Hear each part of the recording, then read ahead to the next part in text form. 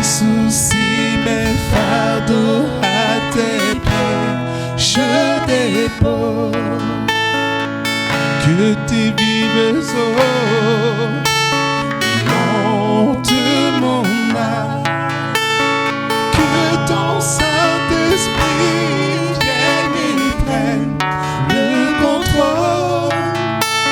Chaque situation qui trouble mes pensées, mes soucis, mes fardeaux à tes pieds, je dépose.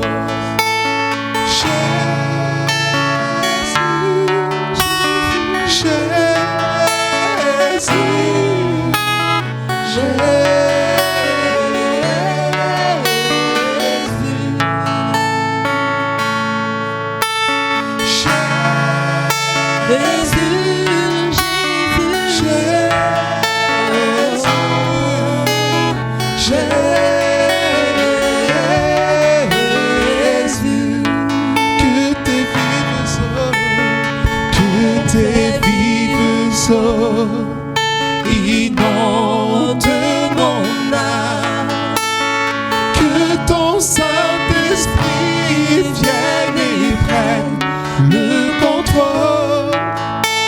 Chaque situation qui trouble mes pensées, mes soucis, mes fardeaux à tes pieds, je dépose. À mon Père.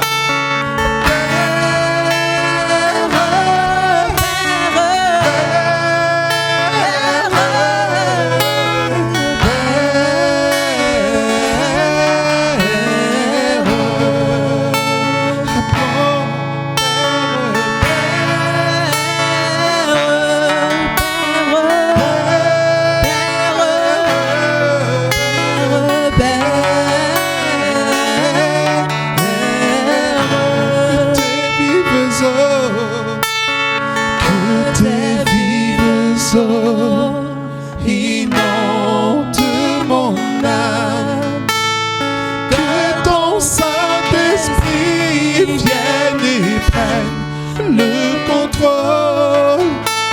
Chaque situation qui trouble mes pensées, mes soucis, mes fardeaux à tes pieds, je dépose. Saint-Esprit,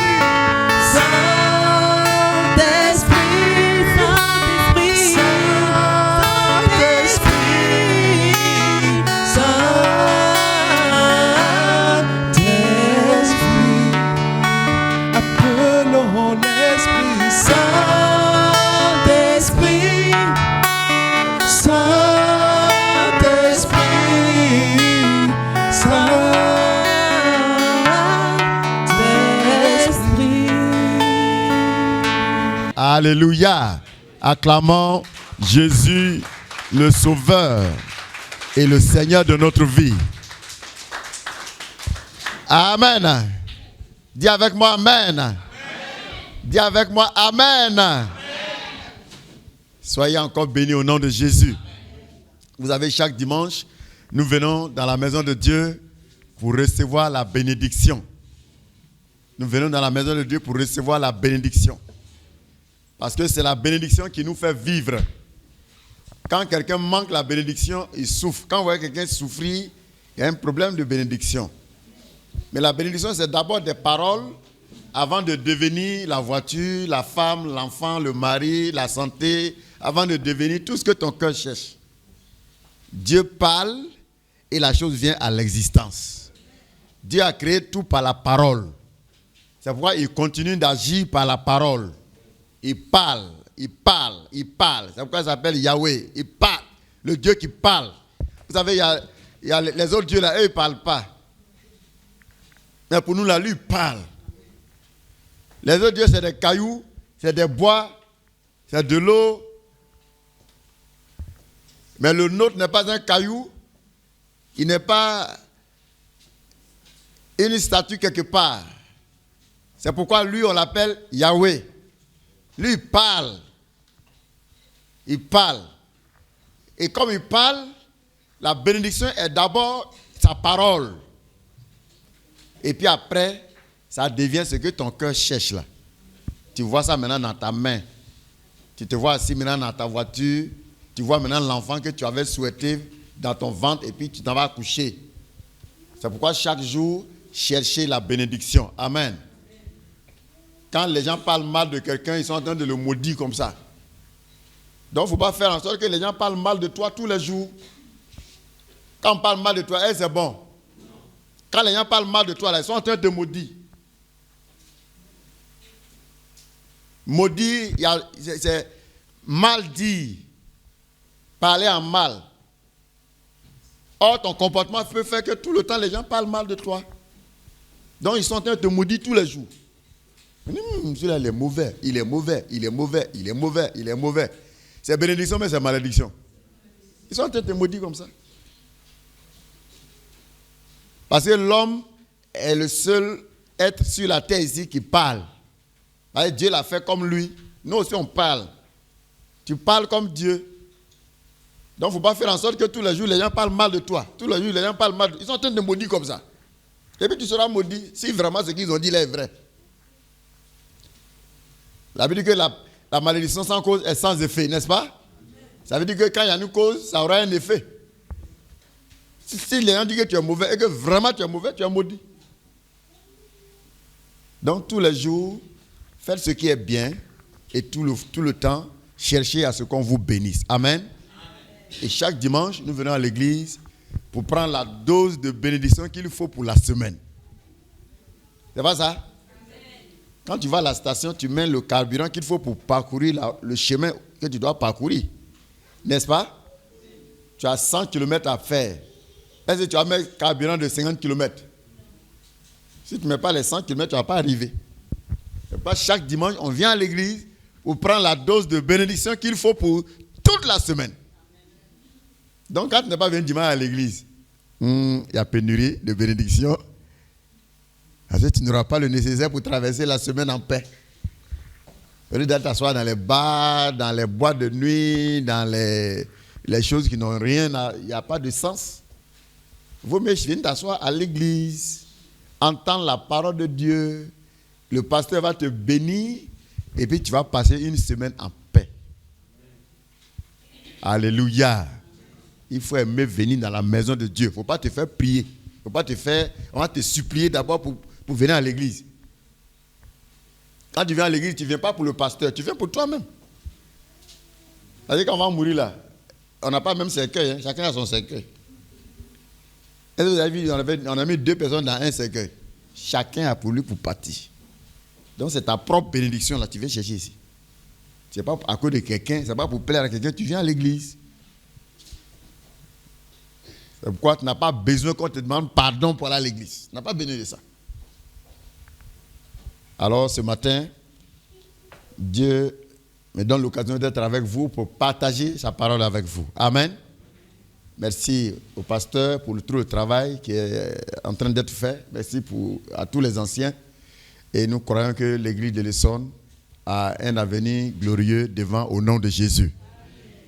Et nous voyons que chaque jour, petit à petit, vous avancez avec le Seigneur. Et cela fait notre joie. Amen.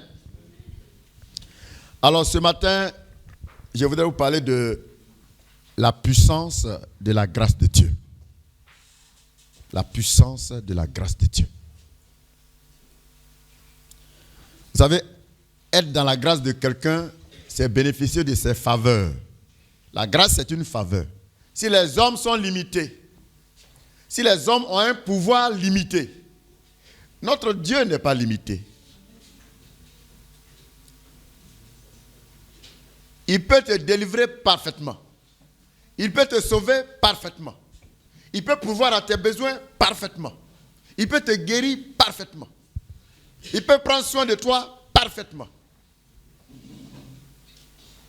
Il ne compte pas sur quelqu'un pour agir. Il n'attend pas les moyens de quelqu'un pour agir. Il est Dieu et il compte sur lui-même pour faire toutes choses. Et c'est ce Dieu-là dont la grâce est véritablement puissante. Quand vous plaisez à quelqu'un, quand vous agissez de sorte à plaire à quelqu'un, vous finissez par rentrer dans ses grâces, dans ses faveurs. C'est pourquoi quand on accepte le Seigneur Jésus, il faut avoir un comportement qui lui plaît. Un comportement qui lui plaît. Pour pouvoir rentrer dans ses grâces. Parce que nous sommes là pour que la grâce de Dieu puisse se manifester dans nos vies. Mais cette grâce ne peut pas se manifester si tu ne lui plais pas dans ton comportement. Lui, ce n'est pas ton physique. C'est lui qui t'a créé. Ton physique, là, c'est lui qui a voulu que ça soit comme ça. Mais qu'est-ce qu'il veut et qu'il cherche en toi? La qualité de ton caractère. La qualité de ton comportement. Cela est très important. Quand tu étais païen, tu veux avoir une femme, qu'est-ce que tu fais? Tu l'énerves? Les hommes, quand vous voulez une femme, là, pour l'avoir, il faut l'énerver. Comment on fait pour avoir une femme? Les hommes. Yoro, comment tu as fait pour avoir pour toi, là? Il dit, hé, mon vieux. Tu l'énervais? Tu faisais quoi? Tu faisais la parole douce. Tu fallait avec douceur. Et puis son cœur était touché. Mais à supposer que chaque jour, quand tu la vois, tu lui parles mal. Tu gardes son nom dans le village. Elle va te marier. Et il y a beaucoup de gens qui gardent le nom de Jésus partout. Par leur vilain comportement. Tu as des vilains comportements partout, tu passes ton nom. Et finalement, les gens se posent la question, mais tu n'as pas dit que tu es chrétien, toi? Tellement que ton comportement n'est pas bien. Vous savez, Dieu a dit à Israël, à cause de vous, mon nom est gâté partout. C'est pas ça?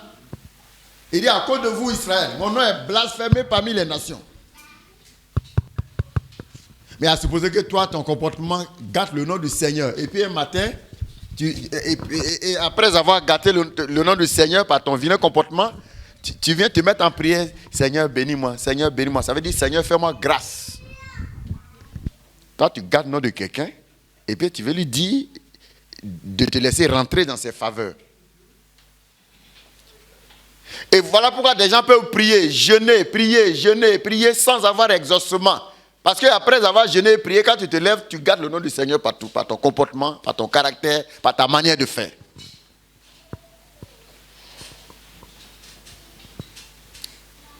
Mais lorsque tu arrives à rentrer dans sa faveur, sache que sa grâce est puissante. Il n'y a rien que, quand le Seigneur est disposé à agir, il n'y a rien qui l'arrête. Or, c'est toi qui le disposes. Ton comportement le dispose. Quand Yoro allait après sa femme là, il a eu un comportement qui l'a disposé à l'accepter. C'est ça, mais c'est pas ça.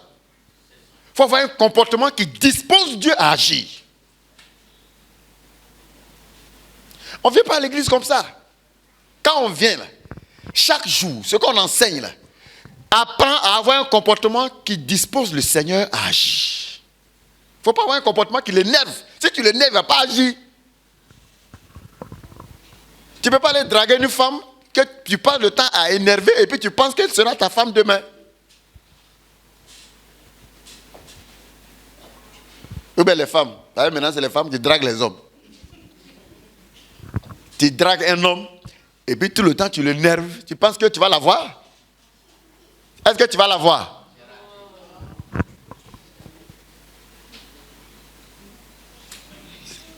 Parce que vous allez après Jésus, c'est parce que vous avez vu vos insuffisances, n'est-ce pas? Parce que tu as vu que tu es incapable de régler tous tes problèmes. Alors quand tu viens vers lui, il faut avoir un comportement qui lui plaît. Un comportement qui va le pousser à te bénir. Je ne sais pas si vous me comprenez ce matin. Si vous ne comprenez pas, je recommence. Vous comprenez? Voilà. De toute façon, vous allez draguer les femmes avec toute l'humilité. Avec les mots choisis. Tu es la lumière de ma vie. Tu es ma respiration. Sans toi, je ne peux pas dormir. Et puis son cœur là même, ça descend doucement comme ça. C'est comme si tu es en train de la droguer. Et puis à la fin, elle dit, il faut me prendre cadeau. Tu as tellement menti. Les femmes, les hommes, c'est des menteurs. Sans toi, je ne peux pas vivre. Avant, tu ne me connaissais pas, là, tu ne vis pas. Des gros menteurs. Mais le Seigneur voudrait que, pas pour le blaguer, parce que lui, on ne peut pas le blaguer. Hein? Parce que lui, quand tu mens, il voit dans ton cœur, il dit, mais tu mens. Ah, lui, il voit dans ton cœur, hein? Quand tu commences à mentir, là, lui, il dit, oh, mon ami, quand même, pourquoi tu mens comme ça? Dis la vérité. Mais ce qui est important, c'est que nous ayons un comportement qui nous permette d'entrer dans sa grâce. Un comportement qui nous permette, qui le dispose à nous bénir. Quand tu veux, Seigneur, guéris-moi. Oh Seigneur, je souffre. Oh Seigneur, je souffre. Si tu souffres, et que tu n'as pas un comportement qui lui plaît, il va t'abandonner dans ta souffrance. Seigneur, aide-moi à sortir de ce problème. Mais en même temps, il faut avoir un comportement qui lui plaît et qui va l'amener à avoir pitié de toi, à avoir compassion de toi et à te bénir et à régler ton problème. Parce qu'on ne peut pas forcer la main de Dieu. C'est-à-dire, tu te fous de lui, tu parles comme tu veux dans les rues, tu t'habilles comme tu veux, tu as un comportement sale. Tu vis dans le désordre, dans le péché, et puis après tu viens t'asseoir, Seigneur, mais bénis-moi. Il va te dire, je ne te bénis pas. Et puis, fais ce que tu veux. Toi, tu peux lui faire quoi? Rien. D'ailleurs, même, tu vois même pas où il se trouve. Il est à gauche, il est à droite, tu ne sais pas où il est. Alors, je voudrais vous parler ce matin, donc, de ceux qui veulent vraiment la grâce de Dieu et qui cherchent à être dans la grâce de Dieu. La grâce de Dieu est puissante. La grâce de Dieu est puissante. Rien ne l'arrête. Dans le livre de 1 Corinthiens 15, verset 10, 1 Corinthiens 15, 10, il est dit, par la grâce de Dieu, je suis ce que je suis. Et la grâce qu'il m'a faite n'a pas été inefficace. Au contraire, j'ai travaillé plus que tous les autres apôtres. Non pas moi, en réalité, mais la grâce de Dieu qui est en moi. Mais la grâce de Dieu qui est en moi. Il s'agit ici de l'apôtre Paul. Dans la Bible, il y a beaucoup d'apôtres. Citez les apôtres qui sont dans la Bible. Citez-les rapidement. L'apôtre Jean. Vous ne connaissez pas les apôtres? Il y en avait combien les apôtres dans la Bible? 12. Et Paul dit, par la grâce de Dieu, je suis ce que je suis. Il a été le dernier apôtre. Lui, il est devenu apôtre après que Jésus soit déjà mort. Lui n'a pas marché avec Jésus de son vivant. Mais quand vous lisez dans le Nouveau Testament, c'est lequel des apôtres qui a écrit le plus? Ce qui a écrit le plus?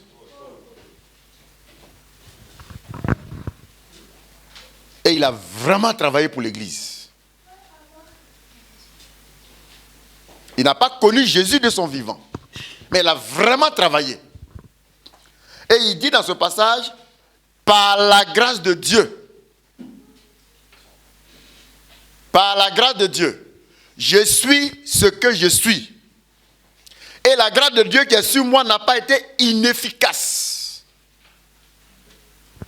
Parce que la grâce de Dieu est efficace pour régler tes problèmes. Vous savez, les gens souffrent parce qu'ils ne cherchent même pas à rentrer dans la grâce de Dieu. Mais Paul dit, la grâce que Dieu a mise sur sa vie n'a pas été inefficace. Parce que quand Dieu te fait grâce, cette grâce qu'il te fait là n'échoue pas.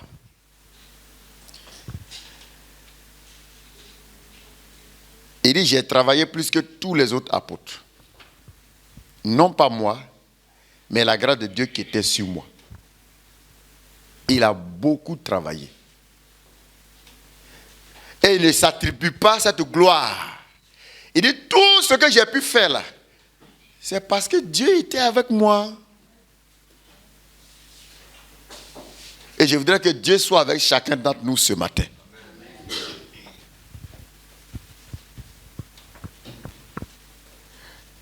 La Bible dit dans Proverbe 22, verset 1. Proverbe 22, verset 1. La réputation est préférable à la grande richesse. La réputation est préférable à de grandes richesses.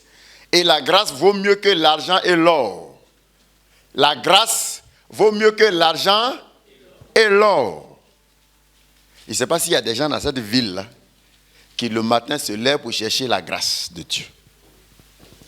Parce que chaque matin, quand vous vous levez, les gens courent de gauche à droite, ils s'en vont chercher l'or et l'argent. Toute la semaine, chacun a couru pour chercher l'argent et l'or. Même ce matin, pendant qu'il faut être à l'église, les gens sont en train de courir pour chercher l'or et l'argent. Mais la Bible est en train de nous dire que la grâce vaut mieux que l'or et l'argent.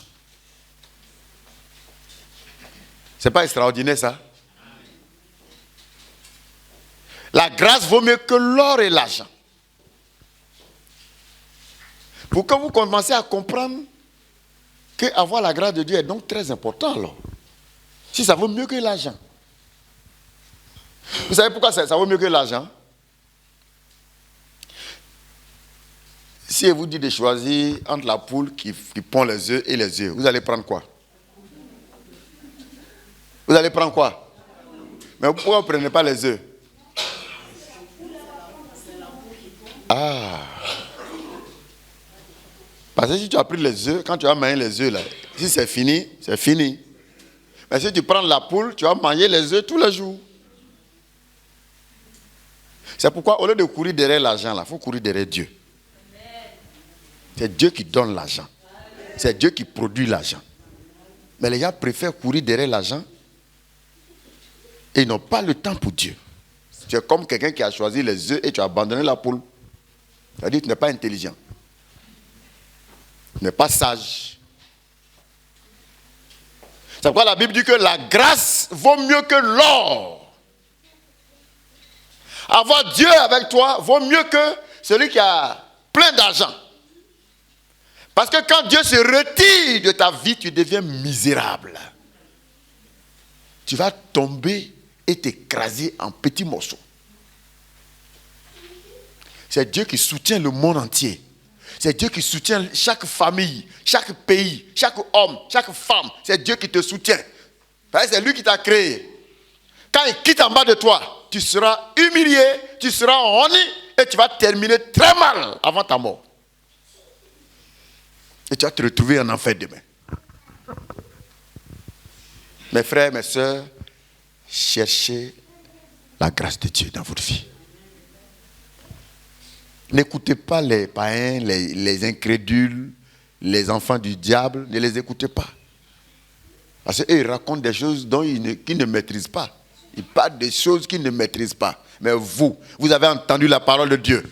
Sans Dieu, tu n'es rien. Sans Dieu, tu ne pourras rien. Sans Dieu, tu ne seras jamais rien. C'est pourquoi ne te fais pas prier pour venir dans la maison de Dieu. Il n'est pas besoin que quelqu'un aille chez toi avant que tu ne prennes tes deux pieds pour venir à l'église. Parce que tu viens pour être dans la grâce de Dieu. Tu viens pour apprendre comment bénéficier de la grâce de Dieu. Car la grâce de Dieu vaut mieux que l'or et l'argent. Parce que si tu as la grâce de Dieu, si tu es bénéficiaire de la grâce de Dieu, des faveurs divines, tu verras ta vie aller de gloire en gloire. Jusqu'à dans l'éternité. Parce que dans l'éternité, notre vie sera plus glorieuse que ce que vous voyez ici. Alors, ce passage de 1 Corinthiens 15, verset 10, nous livre donc le secret de la grandeur de l'apôtre Paul. Parce que l'apôtre Paul n'était pas n'importe quel apôtre. Il a eu un ministère puissant. Il a eu un ministère glorieux. Pourquoi? Parce que la grâce de Dieu était là. Voilà quelqu'un, tu le touches avec ta pochette. Tu peux partir avec ça dans ton village, dans une autre ville, tu touches quelqu'un qui est malade, la personne est guérie là-bas. Ce n'est pas lui-même qui fait ça. C'est la grâce de Dieu qui était sur lui qui se manifestait comme ça. Maintenant, si lui il était orgueilleux, gonflé pour dire, ouais, moi, Paul, je suis fort. Alors moi, je suis trop fort. Ce n'est pas toi qui es fort. Mais c'est la grâce de Dieu qui est sur toi qui fait ce miracle. La force de Paul résidait dans la puissance de la grâce de Dieu à l'œuvre dans sa vie. C'est pourquoi toi aussi et moi, nous avons besoin de la grâce de Dieu pour devenir tout ce que Dieu a prévu pour nous. Tu as besoin de la grâce de Dieu pour devenir ce que Dieu a prévu. Parce qu'il y a ce que Dieu a prévu pour ta vie que tu ne connais pas. Celui qui t'a créé là, c'est lui qui sait le but de ta création. Ce n'est pas toi-même qui peux donner un sens à ta vie. Tu ne peux pas. Les gens souffrent parce qu'eux-mêmes, ils veulent donner un sens à leur vie. Est-ce que c'est toi-même qui t'es créé? Tu sais quand tu es venu sur la terre ici? Tu sais pourquoi on t'a créé? Ce n'est pas toi-même qui peux donner un sens à ta vie parce que ce n'est pas toi qui t'es créé. Ce n'est pas ta maman qui t'a créé. Ce n'est pas ton papa qui t'a créé. Aucun Dieu ne peut donner un sens à ta vie. C'est Dieu qui t'a fait qui donne un sens à ta vie. Et c'est pourquoi on vient dans la présence de Dieu. Seigneur, qu'est-ce que tu as voulu que je sois? Pourquoi tu m'as créé? Je suis venu faire quoi? C'est lui seul qui peut orienter ce que tu es venu faire sur la terre ici. Tout ce qu'on a créé là, c'est le créateur de la chose qui tient le mobile de la création de la chose. C'est ça, mais c'est pas ça. C'est celui qui a créé quelque chose là. C'est lui qui tient le secret. Pourquoi il a fait la chose? Quelqu'un qui n'a jamais vu ce micro, si vous lui donnez le micro, il ne saura pas que faire. C'est ça ou bien c'est pas ça? Celui qui n'a jamais vu un micro dans sa vie, si tu prends ça là, tu es dans ma main là, tu lui donnes ça, il ne sait pas à quoi ça sert. Celui qui n'a jamais vu chaussures, quelque chose de tellement banal, chaussures qui est sur tes pieds là, quelqu'un qui n'a jamais vu chaussures, et puis tu lui présentes une chaussure, il ne saura pas ce qu'il sait. Il ne sait même pas qu'est-ce qu'on fait avec. Quelqu'un qui n'a jamais vu un téléphone portable, tu prends pour lui donner, il va te demander, mais ça là c'est quoi? On fait quoi avec? C'est celui qui crée une chose, qui sait pourquoi il a créé et qu'est-ce qu'on en fait. Toi aussi tu es une créature. Au même titre que le téléphone, au même titre que ce micro, tu as été créé. Maintenant, pourquoi on t'a créé? C'est celui qui t'a créé qui détient la réponse à cette question. C'est pourquoi quand on rentre dans la grâce de Dieu, ça permet qu'un sens soit donné à notre vie. Est-ce que vous me suivez ce matin? Alléluia. Est-ce que tu es là ce matin? Alors, tu as besoin de la grâce de Dieu pour réussir ta vie. Tu as besoin de la grâce de Dieu pour réussir ta vie. Tu ne peux pas réussir ta vie sans la grâce de Dieu. Tu as besoin de la grâce de Dieu pour réussir ta vie. Qui veut réussir sa vie? Tu as besoin de la grâce de Dieu. Tu as besoin de la grâce de Dieu pour élever tes enfants que tu as mis au monde. Vous savez ça? Il y en a qui ont fait leurs enfants, ils sont morts pour les abandonner ici. Pour grandir, vieillir avec tes enfants pour les élever jusqu'à ce qu'ils travaillent, jusqu'à ce qu'ils se marient. Tout ça, c'est une grâce de Dieu. Et si tu penses que tu es trop fort, arrête de penser ce matin que tu es trop fort pour te suffire toi-même pour faire quoi que ce soit.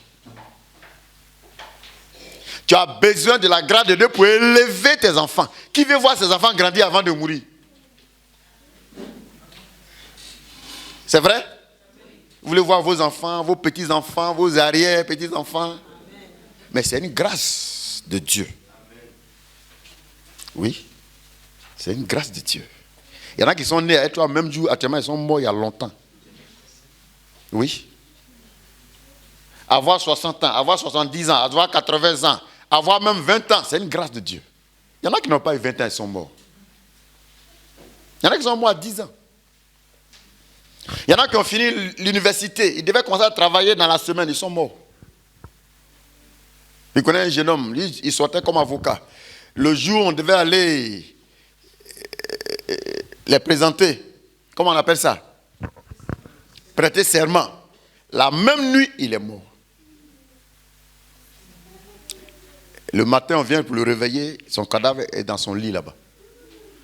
Or, on l'attend là-bas pour prêter serment. Il a étudié, il a fini. Il va prêter serment pour commencer à travailler. C'est une grâce de Dieu que tu te lèves chaque matin de ton lit. Je connais un jeune homme. Il était en terminale. Il a fini ses études. Il a passé le bac. Le jour où les résultats sont sortis, la nuit, il est décédé. Et on vient annoncer les résultats, il est admis. Oui, il est admis.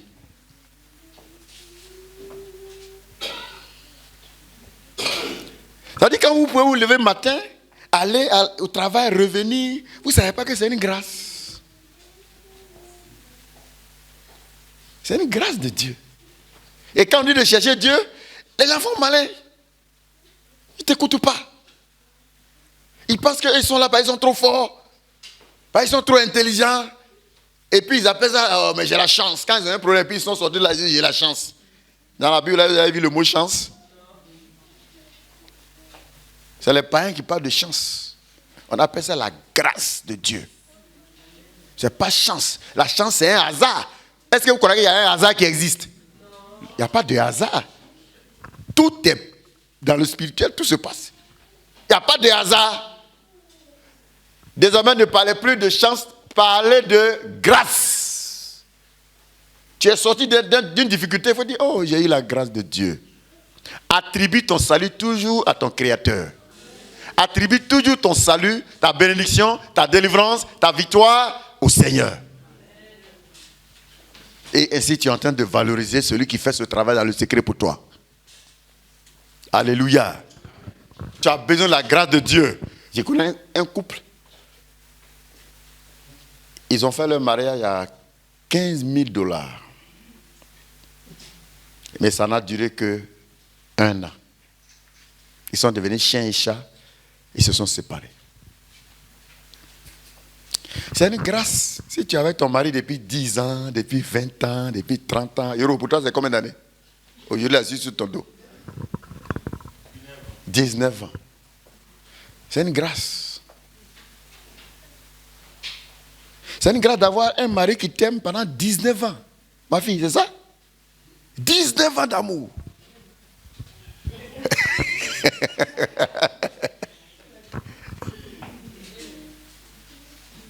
C'est pas pareil, tu es jolie quand tu passes.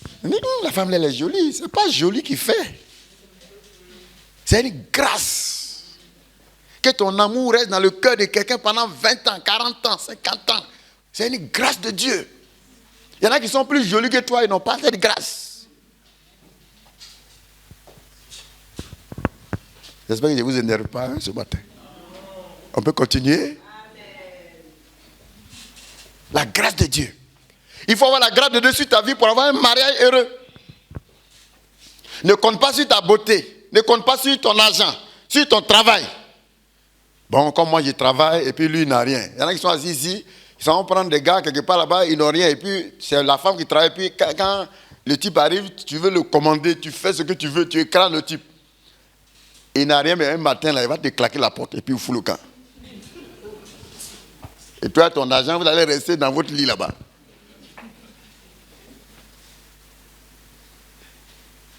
Il faut avoir la grâce de Dieu pour avoir un mariage heureux.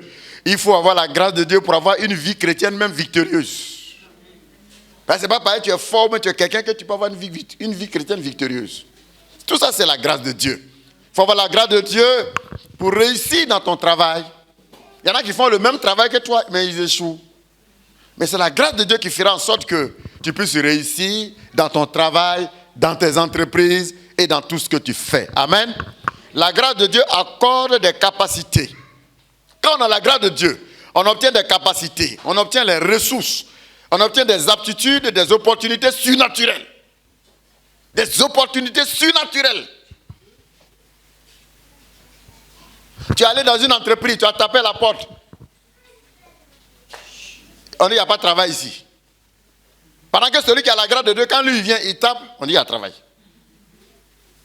Le même jour. C'est Dieu qui fait tout. C'est Dieu qui fait tout. Cessez de compter sur des hommes. Cessez de compter sur vous-même. Cessez de compter ce que vous avez appris dans la vie. Comptez sur la grâce de Dieu. La grâce de Dieu. Et comportez-vous de sorte que cette grâce, vous en soyez bénéficiaire. Cela est très important. Si quelqu'un n'a pas compris ce message, tu es vraiment malheureux. C'est la grâce de Dieu qui perfectionne, qui affermit, qui fortifie, qui rend inébranlable. La grâce de Dieu, elle nous fortifie, elle nous rend inébranlable. C'est elle qui amène notre destinée à s'accomplir. La destinée que Dieu a prévue pour toi, c'est la grâce de Dieu qui va mener cette destinée dans son accomplissement. Et celui qui vient dans la maison de Dieu doit donc regarder au Seigneur et arrêter de se plaindre, parce que très souvent, vous allez voir des gens qui se plaignent de leurs origines. Non, comme je suis de telle famille, c'est pourquoi je souffre. Comme je suis de telle région du monde, c'est pourquoi je souffre. Oui, même si tu sortais d'une famille écrasée par la malédiction, quand la grâce de Dieu est là, les choses changent. Les choses changent. Même si dans ta famille on ne se marie pas, tu t'es donné au Seigneur, cherche vraiment la face de Dieu et tu vas voir la différence. Pendant que les autres qui sont sous la malédiction ne peuvent pas se marier, mais toi qui es sorti de la maison pour te donner au Seigneur, le Seigneur va manifester la différence. Parce que la grâce de Dieu n'échoue pas.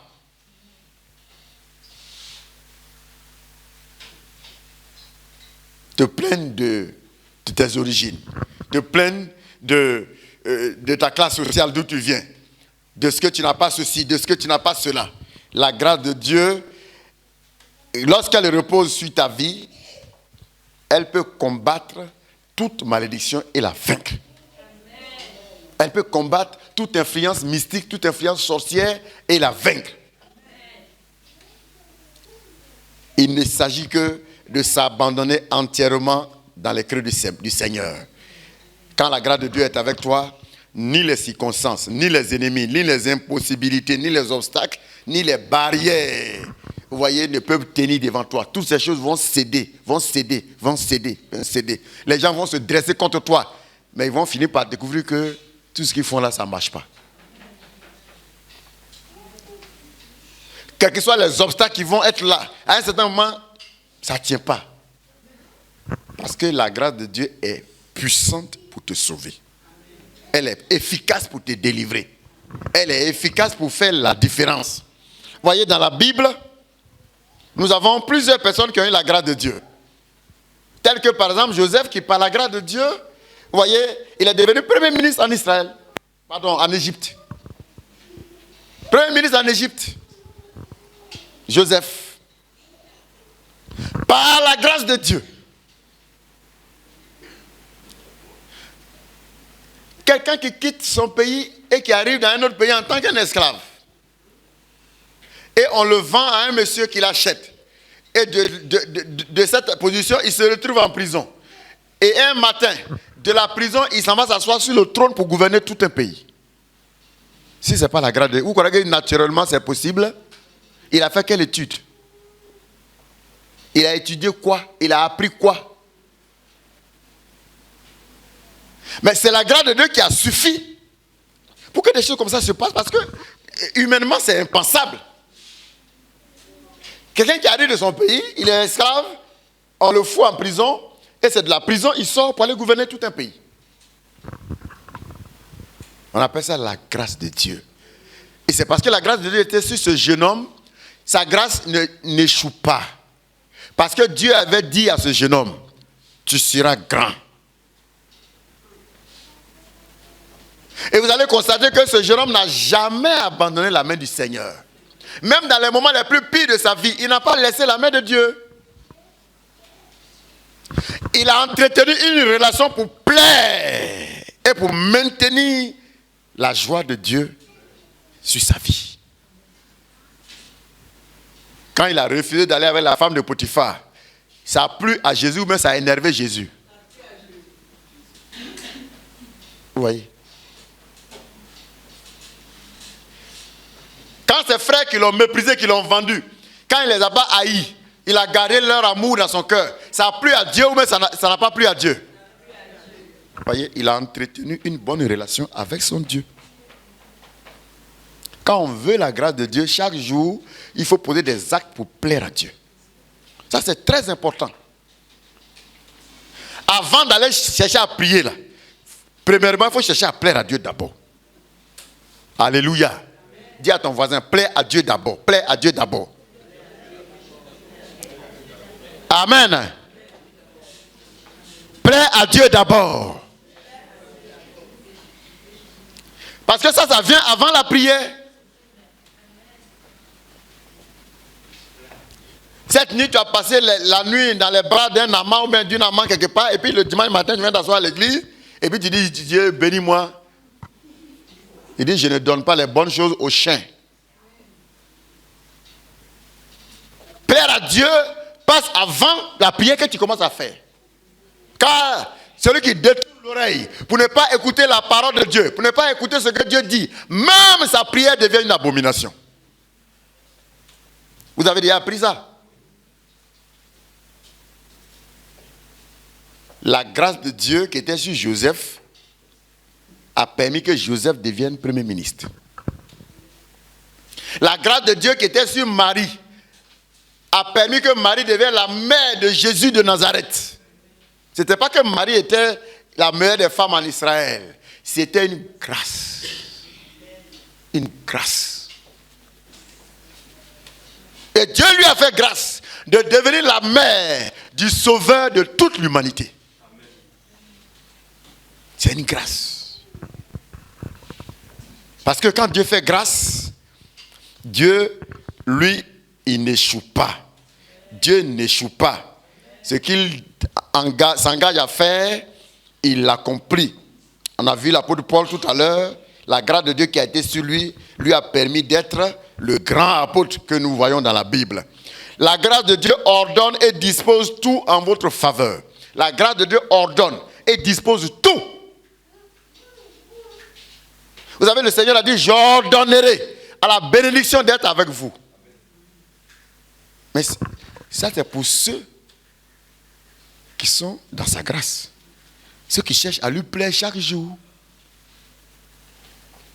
Est-ce que vous voulez plaire à votre Seigneur?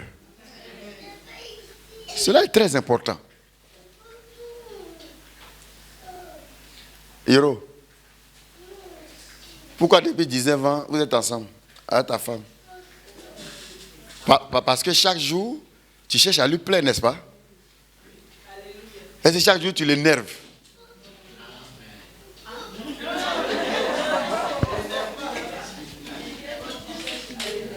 Vous voyez, il ne passe pas son temps à énerver sa femme.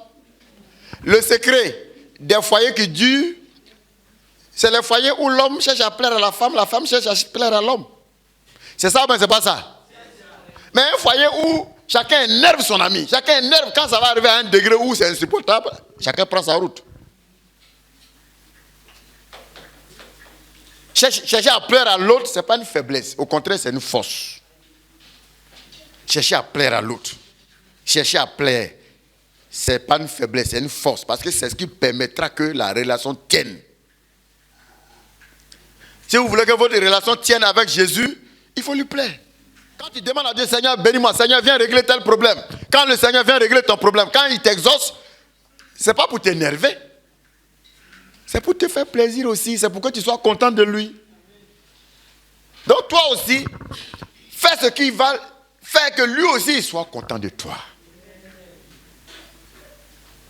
Quand Jésus est venu, le jour de son baptême, La Bible dit que depuis le ciel, il y a une voix qui s'est fait entendre. Et la voix disait quoi? Voici mon fils bien-aimé, en qui j'ai mis toute mon affection.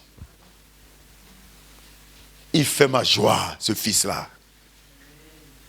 Et vous allez voir que Jésus, pendant tout son parcours, il a eu à le dire. Il dit, je ne suis pas venu faire ma volonté, mais la volonté de celui qui m'a envoyé. Est-ce que vous pouvez dire aussi la même chose? Est-ce que vous pouvez dire aussi que je ne suis pas venu à l'église pour faire ma volonté, mais la volonté de celui qui m'a appelé? Qui t'a appelé ici? Alors si c'est Jésus qui t'a appelé, fais sa volonté. Il sera content de toi. Tu vas lui plaire. Et parce que tu lui plais, quand tu pries, il t'exauce. Il va t'appeler mon bien-aimé, ma chérie. Parce que dans une relation d'amour, on fait ce qui plaît à l'autre. Ceux qui échouent dans le mariage, c'est parce qu'ils n'ont pas cherché à plaire à leur mari ou à leur femme. Vous allez finir par échouer. Vous allez finir par vous séparer. Et vous êtes dans une relation avec Jésus. Nous sommes rentrés dans une relation avec Dieu. Chaque jour, il faut chercher à lui plaire. À lui plaire. Et parce que tu cherches à lui plaire, tu fais des actes, tu poses des actions qui lui plaisent, qui lui font plaisir, qui font sa joie. Quand tu te mets à genoux pour dire, Seigneur, voilà mon besoin. Il dit, ma chérie, ça c'est déjà fait.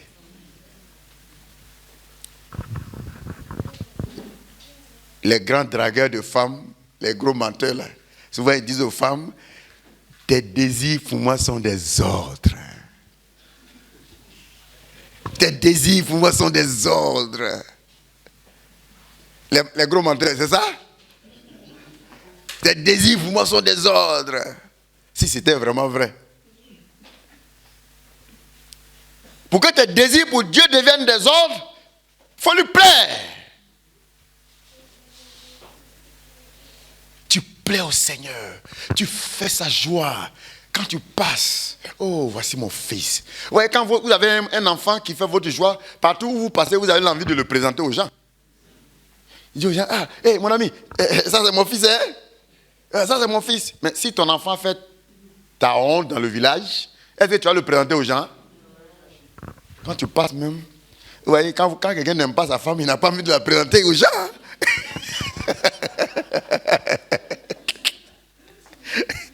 Quand une femme n'aime pas son mari, il n'a pas envie de le présenter aux gens. Il faut savoir que ça ne va pas entre quelqu'un et sa femme. Vous voyez comment il marche? Le monsieur est devant, la femme est derrière. Les filles se suivent. Il ne faut même pas que quelqu'un sache qu'ils sont ensemble. Mais Jésus, si tu lui plais, tu as un comportement qui lui plaît, tu as une manière de faire qui lui plaît, oh, il a envie d'être avec toi encore. Quand tu as un besoin, il est pressé. Dès que tu ouvres la bouche pour dire, papa, voici mon besoin, il dit, mon fils, c'est déjà fait. Est-ce que vous voulez arriver là? Amen. Il faut plaire au Seigneur. Il ne faut pas faire sa honte. Il ne faut pas humilier le Seigneur par ton comportement. Il ne faut pas gâter son nom partout où tu passes, par ton comportement.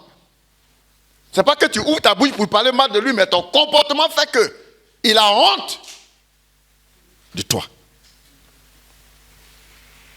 Il y a des païens qui ont dit à certains chrétiens, si c'est ça on dit d'être chrétien là, je sais que je ne vais jamais aller à l'église. Si un païen peut te dire ça, mais c'est une malédiction. Ça veut dire que tu fais la honte de l'église. Et à cause de toi, personne ne va vouloir venir s'asseoir à l'église. Parce que tu n'as pas un comportement chrétien. Alors, la grâce de Dieu ordonne et dispose tout en notre faveur. Et chacun de nous a besoin de cette grâce parce que dans la vie de l'homme, il y a des domaines où la bonne volonté, la bonne intention, les bonnes résolutions, les plus sincères ne suffisent pas pour nous donner la victoire. Tu peux être résolu et peut-être déterminé, engagé. Ta résolution à certains niveaux, ça ne suffit pas pour te donner la victoire dans certains problèmes. Il faut la grâce de Dieu. Tu peux avoir toutes les compétences, tout le charisme pour faire quelque chose. Mais il y a certaines situations dans la vie où si la grâce de Dieu n'est pas avec toi, tu ne peux jamais t'en sortir. Il y a des gens qui ont des gros moyens financiers. Je connais quelqu'un qui a beaucoup d'argent. Sinon, qui avait beaucoup d'argent, puisqu'il n'est plus. Et il avait un problème de cancer. Tous les grands médecins de son pays étaient à son chevet. Les milliards qu'il avait étaient devenus impuissants. Et ses enfants demandaient aux médecins, on ne peut plus rien faire pour papa. Ils ont dit non, malheureusement, on ne peut plus rien faire. Et le monsieur est décédé. Mais je connais plusieurs personnes qui ont ces mêmes problèmes de cancer, qui ont cherché la grâce de Jésus de Nazareth. Et ils ont été guéris sans médicaments. Sans médicaments.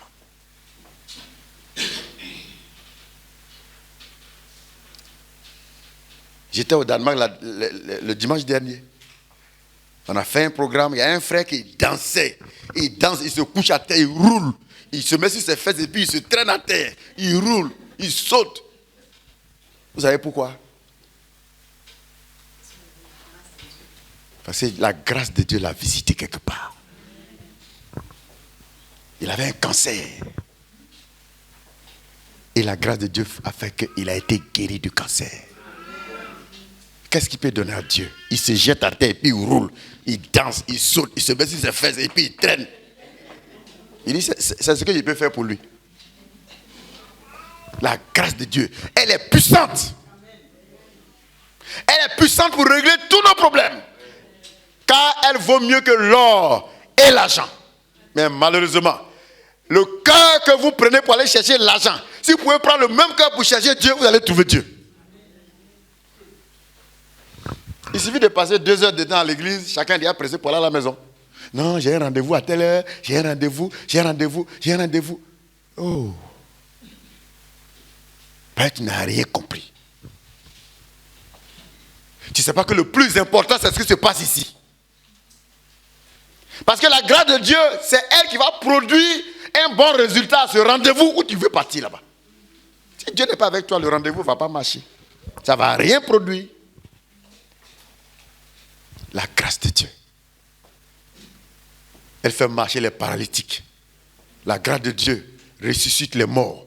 La grâce de Dieu fait accoucher les femmes stériles. La grâce de Dieu, elle donne du travail. Elle donne les maris et les bons maris. Pas les délinquants. Amen. La grâce de Dieu. Quand tu veux des bonnes choses dans ta vie, cherche la grâce de Dieu. Sinon, ces femmes maniants, tu vas trouver dans les rues là-bas pour aller déployer dans ta maison. Femme maniant. Et ce qu'elle va te montrer, tu vas dire, Dieu, si elle savait, elle n'allait pas me marier. Quand la grâce de Dieu est sur toi, Dieu te donnera des bonnes choses, pour que ta joie soit complète. Pas pour que tu passes ta vie à pleurer, pour que ta joie soit complète. Est-ce que vous m'écoutez ce matin? Est-ce que vous êtes là? Alors, comprendre la grâce de Dieu va t'introduire dans une vie de repos, loin des agitations de la vaine gloire, de la jalousie, de l'esprit de comparaison, de toutes ces convoitises de tout genre. La grâce de Dieu, la grâce de Dieu. Il y en a qui sont jaloux. Parce que l'autre prospère, tu es jaloux. Est-ce que ça là, il y a fait de jalousie? Ton ami a porté joli habit et puis tu es fâché. Ton problème, c'est quoi? Il a eu bon travail, tu es fâché. Et elle a eu bon mari, tu es fâché. Elle est enceinte, elle a accouché. Tu es devenu triste. C'est pas sorcellerie ça. C'est pas tous les sorciers qui sortent la nuit pour aller manger les gens. Hein? Il y en a qui font pour à midi. Mais quand quelqu'un est béni et puis ça devient un problème pour toi, mais c'est grave. Et il y a des gens qui souffrent parce que les autres prospèrent. C'est un problème pour eux. Personne ne peut prospérer de lui-même. C'est Dieu qui fait grâce. Maintenant, si Dieu a fait grâce à ton frère, à ta soeur, quel est ton problème? Toi, tu vas chercher ta grâce. Cherche Dieu. Il faut chercher à plaire au Seigneur. Il te fera toi aussi grâce. Il ne faut jamais que la bénédiction de quelqu'un devienne un problème pour toi. Alléluia.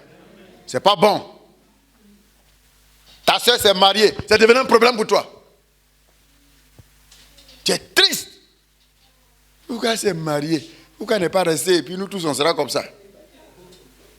Si tu veux te marier, il faut être très content quand les autres se marient.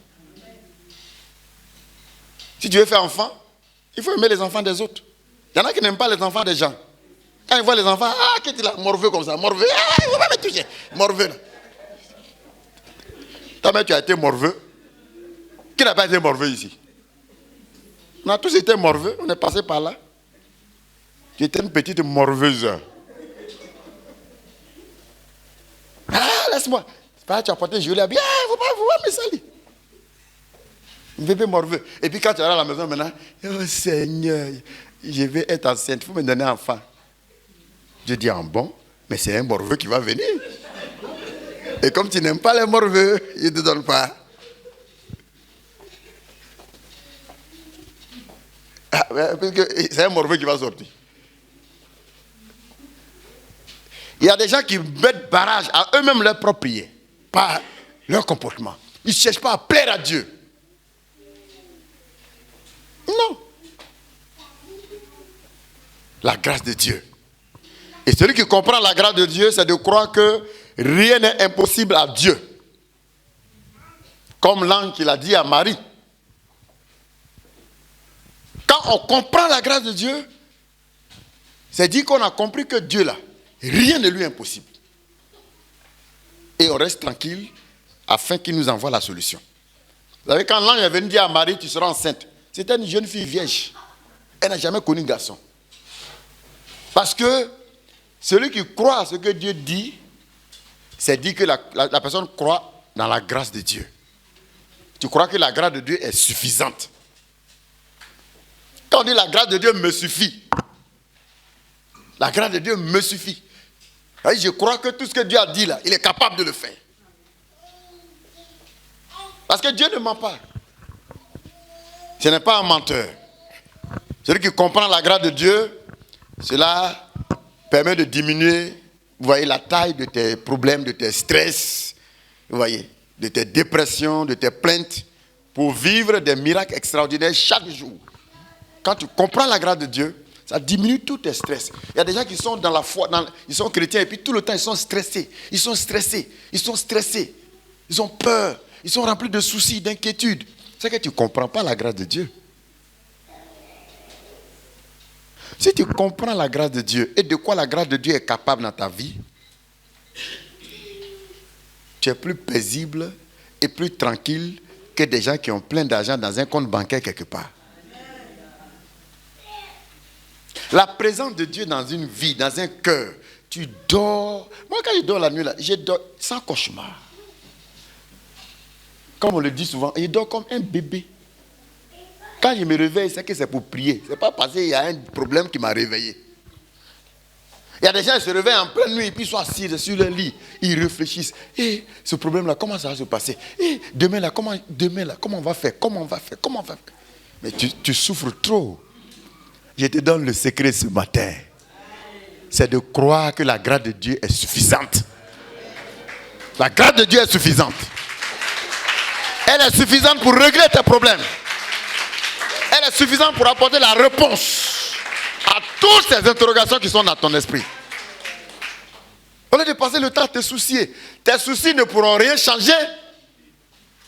Quand tu as fini de te soucier, là, et puis après, tu fais quoi? Tu es là, tu as peur. Est-ce que ce problème, ça ne va pas me tuer? Ça va pas me tuer? Et si tu es mort, et puis le problème? La grâce de Dieu. Quand nous sommes dans sa faveur, on est tranquille. Parce que moi, chaque jour, je crois que Dieu qui m'a créé là, il est capable de prendre soin de moi. S'il a été capable de me créer, c'est qu'il peut prendre soin de moi. Parce que lui, il ne fait rien par hasard. Il a déjà fait un programme avant de me faire venir au monde. Tout ce qu'il me faudra pendant toute mon existence, il a tout planifié avant que je ne sois né. Il ne se lève pas comme ça brusquement pour commencer à faire les choses. Dieu n'agit pas comme ça. La Bible dit que longtemps avant, Dieu annonce une chose et au moment venu, il fait la chose. Vous pensez que vous êtes là par hasard? Non. Avant que tu ne sois né, Dieu a tout planifié. Il a tout planifié. Combien d'années tu vas vivre? Tout ça là on connaît. Dieu connaît tout ça. Quelle année tu vas mourir? Quel jour? À quelle heure? À telle minute? À telle seconde? Tout ça là, Dieu connaît. Pourtant tu n'es pas encore mort, tu es assis là. Tu es en train de sauter, danser. Pourtant on connaît le jour de ta mort. Tout ça là c'est connu. Ne pensez pas que le jour de ta mort ça va surprendre Dieu. Non, lui il est au courant. Dans quelles circonstances tu vas mourir, tout ça là il connaît. Tout. Et souvent quand tu es là, ce problème ça va me tuer, ce problème. Pourtant ça ne va même pas te tuer.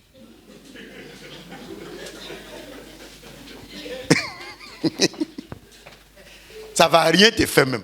Et puis tu es là, tu racontes des bêtises. Ça là, il paraît. Et puis les faux visiteurs, il y en a qui viennent souvent, ils vont te voir dire, maladie comme ça, il connaît un monsieur, il est mort. C'est ça là, je suis foutu. On dit maladie là, ça tue les gens. Et dans ta tête, toi, tu es déjà mort.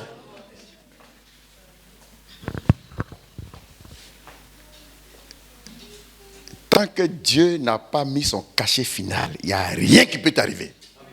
Rien. On dit sida là, ça tue les gens. Est-ce que vous savez, il y a des gens que sida là, le virus là, ça ne fait rien à leur corps? Oui, il y a des organismes sida là, ça ne fait rien. On est là, on n'est pas la même chose. Chacun est spécifique, spécial. Ce qui a tué l'autre là, ça ne peut pas te tuer aussi.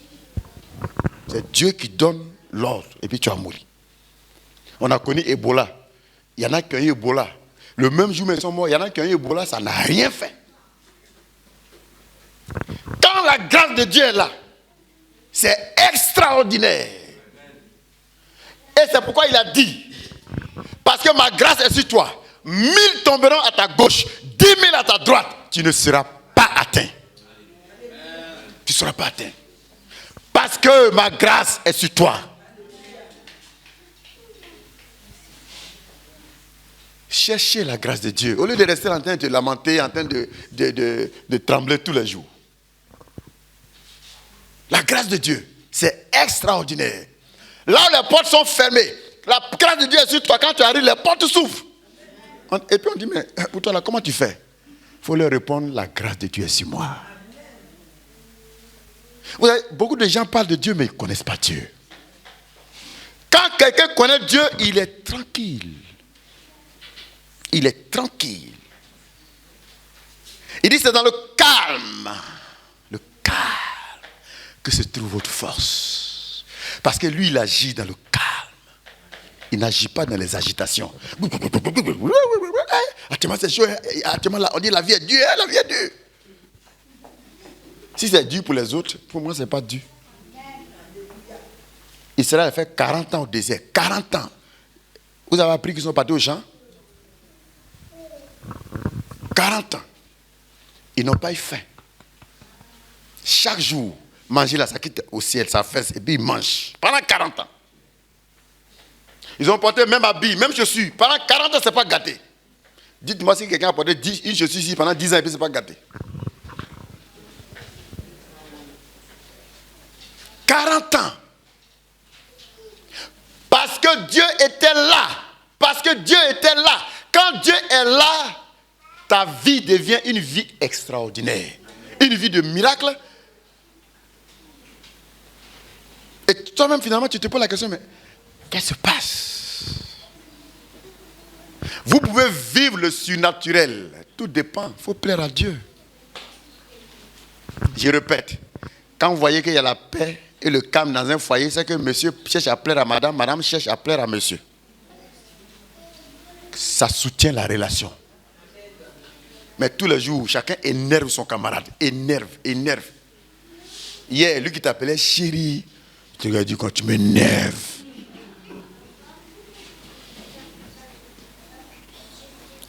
N'énervez pas Jésus. Faites en sorte qu'il soit avec vous. Il faut poser des actes. Il faut avoir un comportement. De sorte que chaque jour, Jésus est là. Et il est content d'être là. Et que même tes soupirs, qu'il réponde.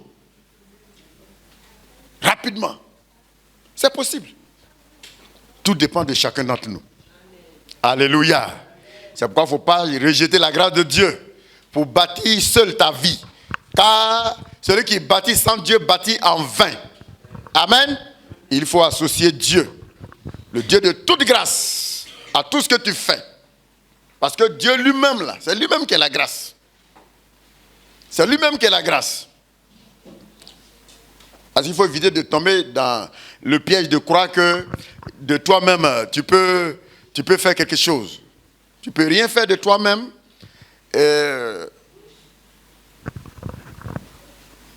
Parce que quand tu penses que j'ai les diplômes qu'il faut, donc ce qui est sûr, je vais travailler. Il y en a qui ont plus que tes diplômes, ils ne travaillent pas.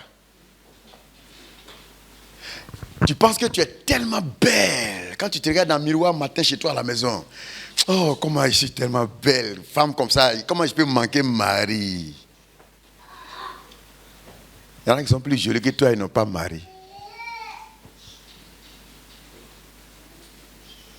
Ne vous appuyez jamais sur quoi que ce soit pour chercher à mener votre vie. Appuie-toi sur la grâce de Dieu. Amen.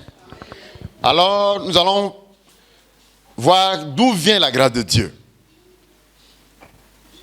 Comme nous le disons, elle vient donc de Dieu.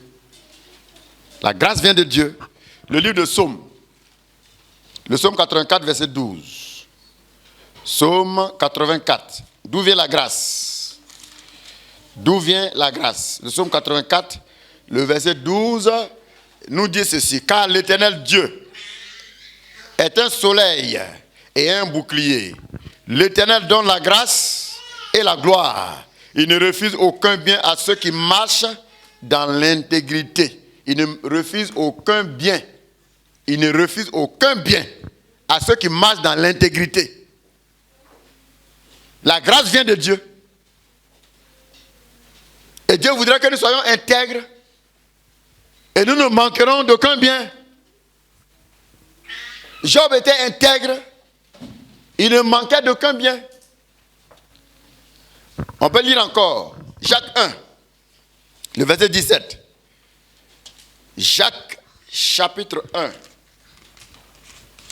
le verset 17. Et ce passage nous dit ceci. Jacques 1, le verset 17. Il est révélé ceci.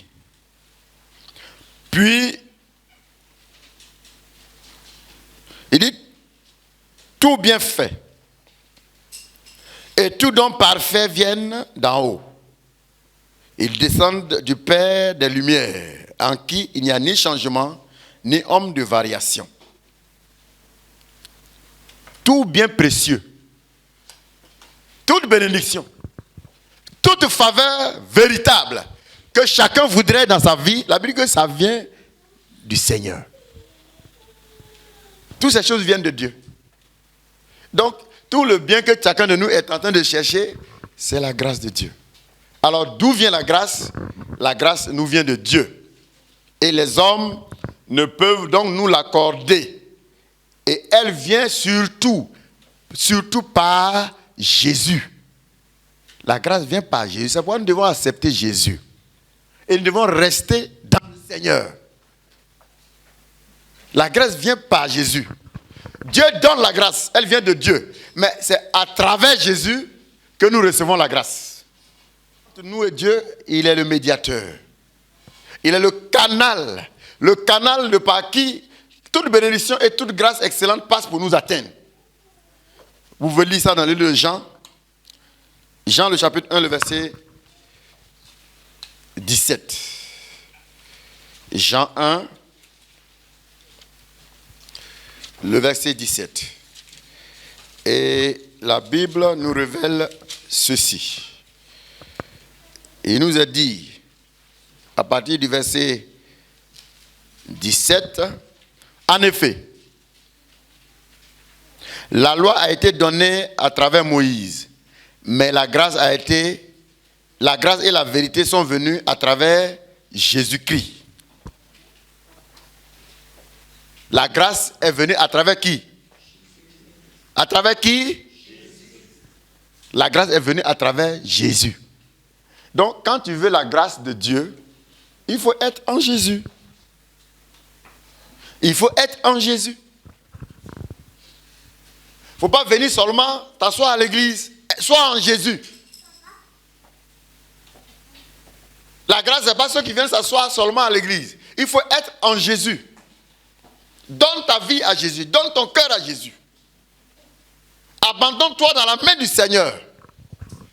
Et ainsi, la grâce ne te fera pas défaut. Parce que la grâce va venir sur toi à travers Jésus. Amen. La grâce viendra sur ta vie à travers Jésus.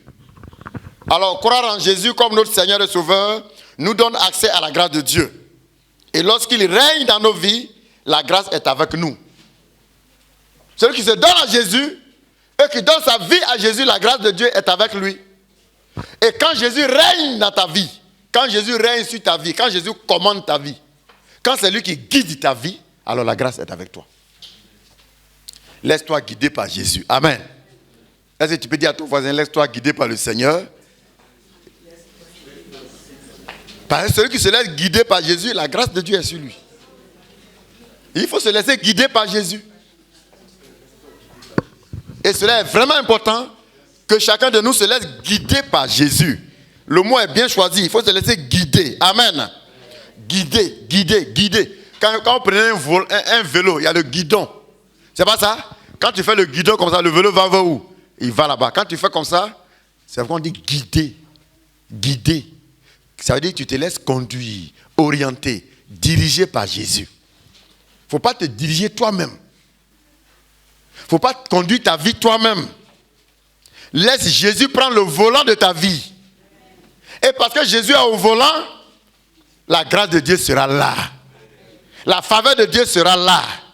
La bénédiction de Dieu sera là. Alléluia. Qu'importe le pays ou les circonstances dans lesquelles tu te trouves, la grâce de Dieu n'a pas besoin d'être soutenue par quoi que ce soit. Partout où tu te trouves, quand la grâce de Dieu est là, ça marche. Partout. Ce n'est pas parce que tu vis dans un pays où l'économie est florissante que tu vas forcément être béni. Tu peux être dans un endroit où il y a tout et puis toi tu n'as rien. Et puis toi-même tu n'as rien. Pourtant il y a tout. Et tu peux être dans un pays où il n'y a rien, mais parce que la grâce est sur toi, toi tu as tout. C'est la grâce qui produit. C'est la grâce qui produit tout ce que vous cherchez. C'est la grâce qui produit tout ce que vous cherchez. Je ne sais pas si vous pouvez m'écouter ce matin, ça peut changer quelque chose dans votre vie.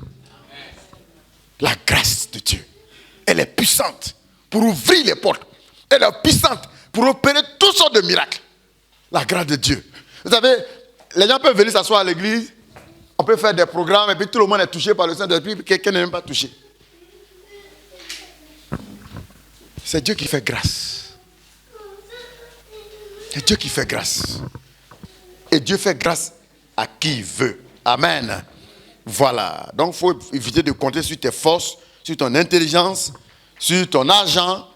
Vous voyez, ces choses ne suffisent pas. C'est la grâce de Dieu qui nous protège et non notre propre force physique. Et nous allons terminer pour voir quelques catégories de personnes à qui Dieu accorde la grâce. Quelques catégories de personnes à qui Dieu accorde sa grâce. Quels sont ceux à qui Dieu fait grâce? Non, on va voir ceux à qui Dieu fait grâce là. Ceux à qui Dieu fait grâce. La première catégorie de personnes à qui Dieu fait grâce, c'est ceux qui servent Dieu. Ceux qui servent Dieu. Si tu veux que Dieu te fasse grâce, commence à servir le Seigneur. Servir quelqu'un, c'est quoi? C'est se mettre à la disposition de la personne. C'est ça qu'on appelle servir Dieu. Quand tu sers Dieu, quand tu sers un homme, quand tu sers une femme, quand tu sers quelqu'un, c'est-à-dire tu te mets à sa disposition. Tu dis, Seigneur, prends-moi, fais de moi ta volonté. Tu deviens utile. Tu deviens utile à la personne. Servir quelqu'un, c'est être utile à la personne. Vous savez, il y a des gens qui viennent s'asseoir à l'église, mais ils ne sont utiles à personne à l'église ici. Il ne fait pas offrande, il ne fait pas dîme, il ne donne rien. Il attend que ce soit les autres qui vont arranger la salle et puis lui vient s'asseoir pour danser et puis il est content. Les chaises où vous êtes assis là, c'est quelqu'un qui a donné de l'argent. C'est ça ou bien c'est pas ça? Le micro où je parle là, c'est quelqu'un qui a donné de l'argent. La chaise là, c'est quelqu'un qui a donné son argent. Pour qu'on soit ici, c'est quelqu'un qui a donné l'argent. Maintenant, si personne ne veut rien faire, il n'y aura rien. Or, Dieu aime ceux qui se disposent pour devenir des instruments dans sa main. Il te prend et puis il t'utilise. Et vous savez le secret c'est quoi? Écoutez-moi bien. Quand vous utilisez une chose, vous êtes dans l'obligation d'entretenir la chose. C'est pas ça? Pour que la chose continue d'être utile. Vous montez tout le temps dans vos voitures. Souvent même l'argent que vous dépensez dans l'entretien de la voiture, vous ne dépensez pas ça à la maison. Parce que tout le temps, il faut nettoyer la voiture, il faut entretenir, il faut prendre soin pour ne pas que ça se gâte. C'est ça ou bien c'est pas ça? Mais si toi aussi, tu laisses Dieu t'utiliser pour faire ce qui est sa volonté, il va t'entretenir. Il va s'occuper de toi pour que tu continues de le servir. J'ai porté cet habit. Si c'est sale, je vais aller laver. C'est pas ça? Pour que demain, je puisse porter encore. Si tu laisses Dieu t'utiliser, il va aussi prendre soin de toi pour que tu continues de le servir. C'est pourquoi ceux qui rentrent dans la grâce de Dieu, c'est ceux qui se disposent pour servir le Seigneur. Ceux qui se lèvent pour les intérêts de Dieu et l'accomplissement de sa volonté, ceux-là, ils voient la gloire de Dieu les accompagner. Quand l'intérêt de Dieu est quelque part, tu te lèves et puis tu te disposes pour que l'intérêt de Dieu soit réglé, soit les choses soient faites comme il se doit. Dieu ne peut pas t'abandonner. La grâce de Dieu ne peut pas manquer dans ta vie. Mais les intérêts de Dieu, tu t'en fous. Ça ne te dit rien. Quand on dit, il y a un problème, il y a un programme à l'église, on a besoin d'argent pour faire ceci, cela. Ah, tu t'en fous de ça. On a besoin de tel matériel pour faire ceci, cela. Ce n'est pas ton problème. Est-ce que vous savez que le premier intérêt de Dieu sur la terre ici, c'est l'église? Est-ce que vous savez ça? Son premier intérêt. Parce que l'église, c'est son entreprise sur la terre.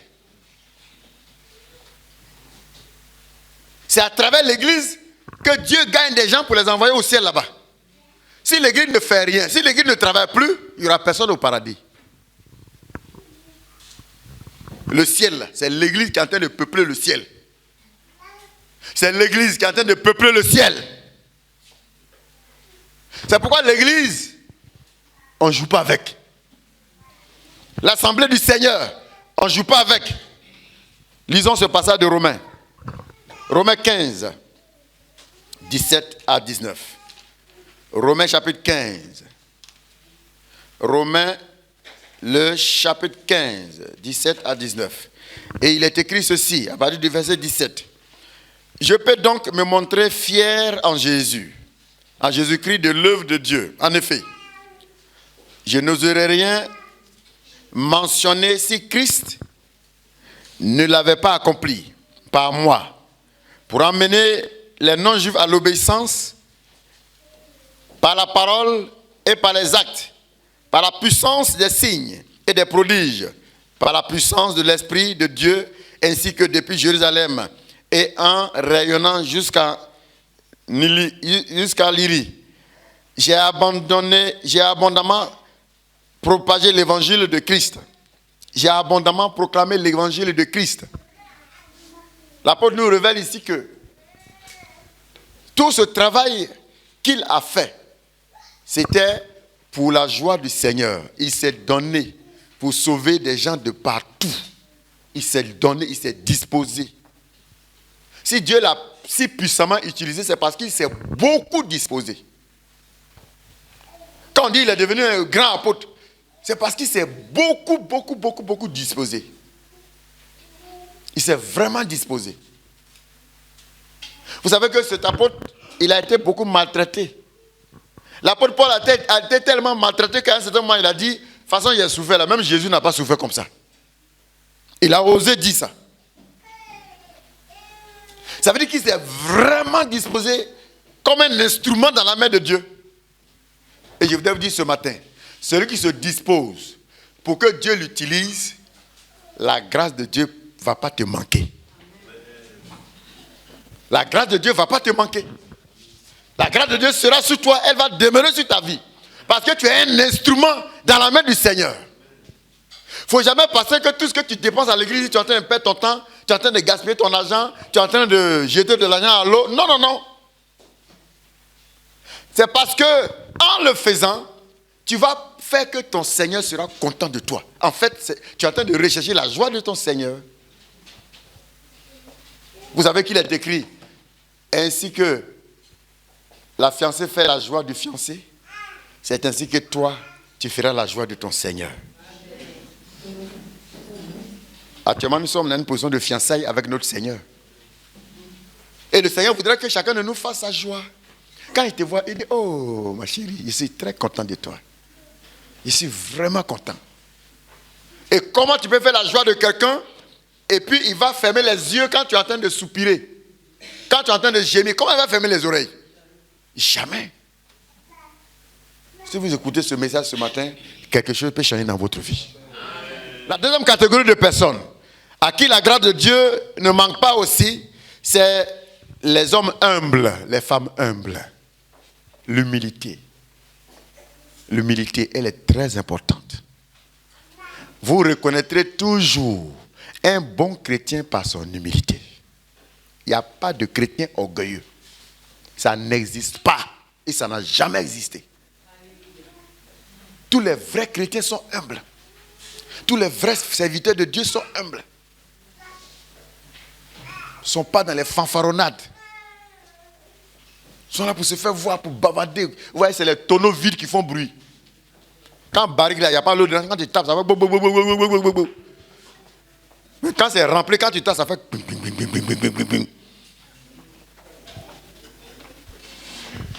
C'est ça ou c'est pas ça? C'est les tonneaux vides qui font des tapages. Les vrais hommes de Dieu, les vraies femmes de Dieu, c'est des gens humbles. Parce que Jésus lui-même, il est humble. C'est la marque principale par laquelle vous reconnaîtrez tous les vrais chrétiens. Quand vous voyez quelqu'un qui est gonflé, il se fait voir, il se montre, il parle seulement. Ouais, moi je suis comme ça, moi je suis ceci, moi il fait ça, moi il fait ça. Toi tu peux faire quoi? Toi tu peux faire quoi? Même ton pied là, tu ne peux pas se lever si Dieu n'a pas se levé avec toi. Ta bouche là, tu ne peux pas ouvrir pour parler si Dieu n'a pas aidé tes deux mâchoires. Et puis aider à tourner ta langue, tu ne peux pas. C'est lui qui fait tout en nous. C'est lui qui fait tout en toi. Tu ne peux pas réfléchir si Dieu ne t'a pas aidé à réfléchir. Tu ne peux pas. Il y en a qui pensent qu'ils sont trop intelligents. Mais c'est Dieu qui fait tout, ce n'est pas toi. C'est Dieu qui fait tout.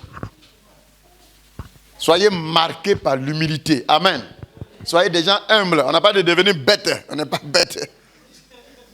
On dit humble. L'humilité. Vous pouvez lire dans le livre de Jacques. Jacques 4, verset 6. Jacques, chapitre 4, le verset 6. Et la Bible nous révèle ceci.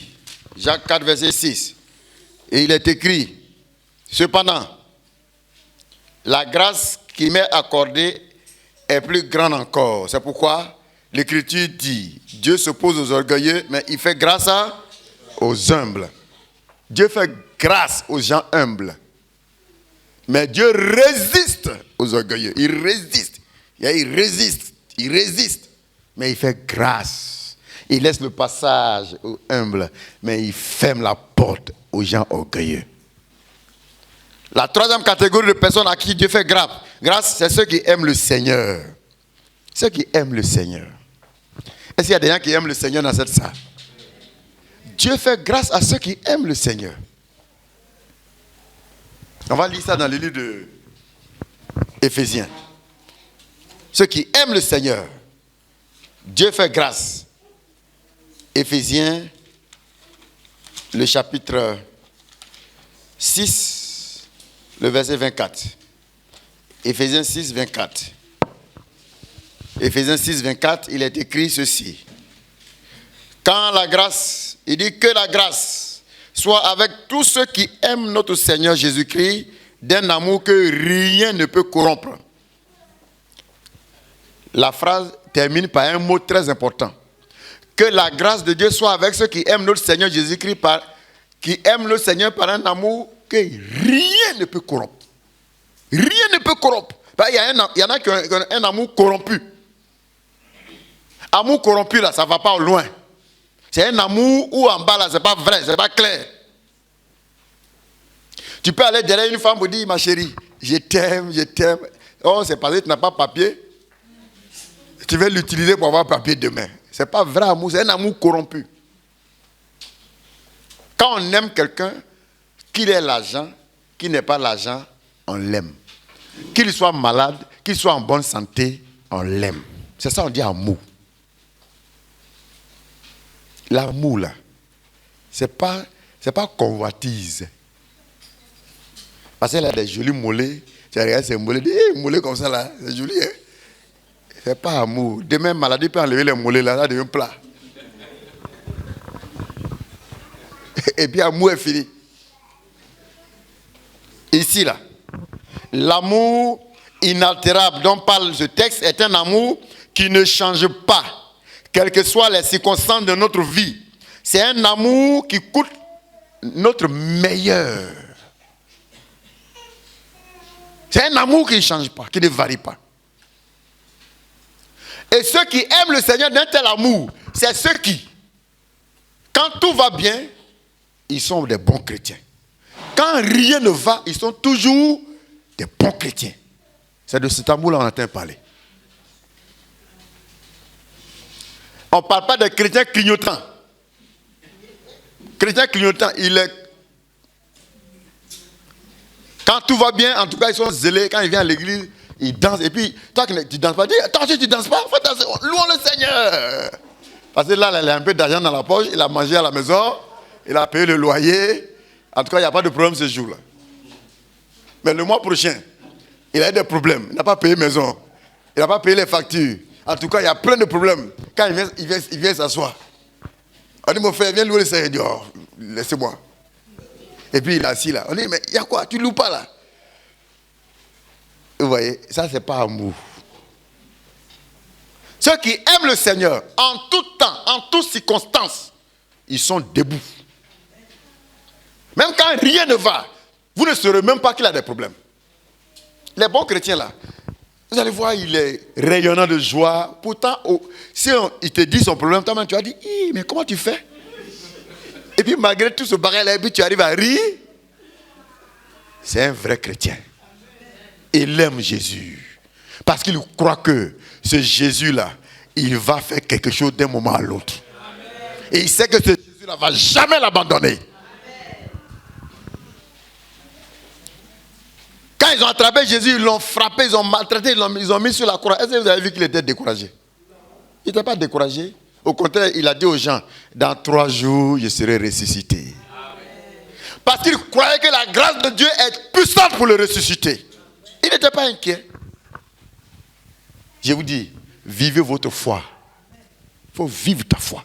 Il ne faut pas parler seulement de ta foi. Il faut vivre ta foi. Et celui qui vit sa foi, c'est celui-là qui voit Dieu à l'œuvre. C'est pas ceux qui parlent de leur foi. Non, je suis chrétien, moi je suis dans telle église. C'est pas de ça qu'on a besoin, c'est pas ça que c'est quelqu'un. Il faut vivre ta foi. Si tu vis ta foi, cette foi sera capable de déplacer toutes sortes de montagnes. Et tu verras le bénéfice d'être chrétien. Tu vas constater que être chrétien, c'est vraiment un bonheur. Tu vas constater que être chrétien, c'est vraiment intéressant, c'est vraiment important. Tu vas découvrir la valeur de ce qu'on appelle être chrétien. Ne passe pas ton temps à parler de ta foi. Vis ta foi. Cela est important. Et nous allons terminer avec la 4e catégorie de personnes. C'est ceux qui marchent dans la droiture et dans l'intégrité. Ceux qui voient la grâce de Dieu. Ceux qui bénéficient de la grâce de Dieu. C'est ceux qui marchent dans la droiture et dans l'intégrité. Ils ne passent pas le temps à faire du faux et usage de faux. Vous savez, notre monde est un monde de mensonges. Même dans les lois, il y a plein de mensonges dedans. Aujourd'hui, le péché est légalisé. Le péché est devenu normal. Et c'est dans ce milieu pourri là que vous devez évoluer en tant que des chrétiens. Si tu n'es pas intègre, tu vas perdre la grâce de Dieu. Et ceux qui bénéficient de la grâce de Dieu, c'est ceux qui marchent dans l'intégrité. Amen. Dans l'intégrité, dans la droiture. Parce que tu peux lier ta vie par tous ces mensonges et toutes ces faussetés et cette hypocrisie dans laquelle le monde évolue aujourd'hui. Notre monde est un monde hypocrite, un monde de mensonges, un monde où le faux est devenu le vrai, ce qui est anormal est devenu normal, les ténèbres sont appelées lumière, la lumière est appelée ténèbres, et c'est dans tout ça là que vous devez évoluer. Il faut apprendre à être droit et intègre. Sinon, tu vas perdre la grâce de Dieu. Et nous terminons avec le psaume 84. Le verset 12. Le psaume 84. Le verset 12. Et il est écrit dans ce passage. Car l'Éternel Dieu est un soleil et un bouclier. L'Éternel donne sa grâce et la gloire. Il ne refuse aucun bien à ceux qui marchent dans l'intégrité.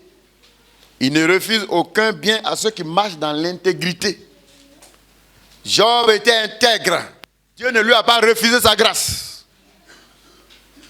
Et tous ceux qui ont toujours marché dans l'intégrité, Dieu ne leur refuse aucune grâce. Dieu sera toujours avec toi parce que tu es intègre. Intègre dans la droiture. Intègre dans la justice. Quand c'est ténèbres, tu dis c'est ténèbres. Quand c'est lumière, tu dis c'est lumière. Quel que soit ce que ça va te coûter, si on veut n'a qu'à couper ta tête, ils n'ont qu'à couper. Parce qu'en coupant ta tête, ça n'arrête pas la vie. En coupant ta tête, on te propulse plus rapidement dans le ciel. Et la vie continue plus belle. C'est parce que les gens ont peur de mourir que souvent ils sont obligés de tomber dans les compromissions avec le diable. Or, la mort n'arrête pas la vie. Mourir, couper ta tête, ça n'arrête pas la vie. La vie continue toujours. Alors, je voudrais vous encourager ce matin à rechercher farouchement la grâce de Dieu. Car c'est la grâce de Dieu qui provoque la solution. C'est la grâce de Dieu qui est le plus important. Et la grâce de Dieu vaut mieux que l'or. La grâce de Dieu vaut mieux que l'argent. Que Dieu vous bénisse et que sa grâce soit avec vous au nom